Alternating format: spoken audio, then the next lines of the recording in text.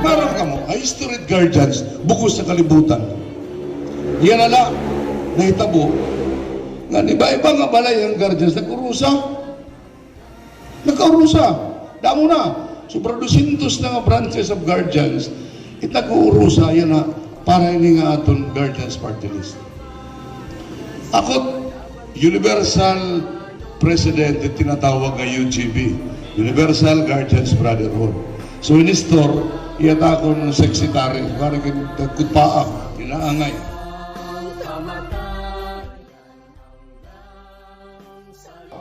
So, the UGB, I'm an umbrella organization with different branches of guardians. So, UGB, may dito na pulo nga confederation. Kada usa nga confederation, may dito members siya nga, iba-iba nga klase nga branch. GBI, GBII, PGDL, damo ito maduro. So ito lang ang tanan, puro ito may kalugurin ko dyan may bugos ng Pilipinas. Ano ito niya ito kawasentasyon? Ano mga kaperdida? Karit kaperdihan. Importante la ng mga restrado ka mo. Kinala, pandemic, mga tao nagkakahadlok, nananago, waray mga pakabuhi, nakay ng guardians, nakadaligid kalsada, bantay, mga frontliner. Di ba? Nabulig ang mga sunog dito, ang pakaon din mga kabataan, waray ito sweldo. So, mintras kaya natin, himumundat ka bayan para mga lugar natin. Labi na nila iyo lugar tanawan. Pag-urusa ka mo. Ayaw kami ito mapakaritay. Kaya pag-abutit panahon, ito ka ilaro dito naghihapon. Waray ito. Ito importante, ano na itong nahimo, minta saan kita ibabawad tunay.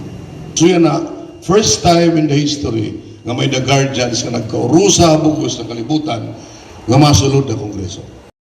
Madalagang kita yan na, itarabot ng eleksyon. Pero guardians, bisan waray kwarta, may paglarakan.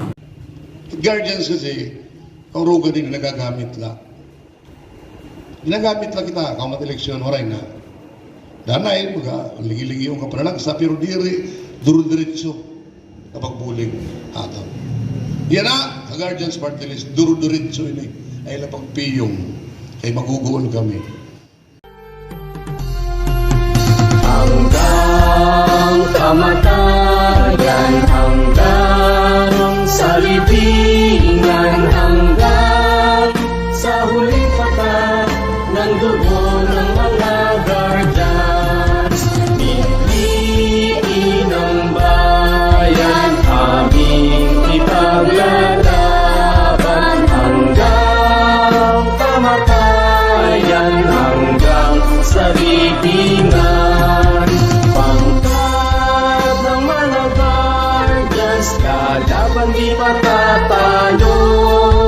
Layunin ng gobyerno, ipaglalaban ng guardians hanggang kamatayan, hanggang sa libingan, hanggang sa huling patak ng dugo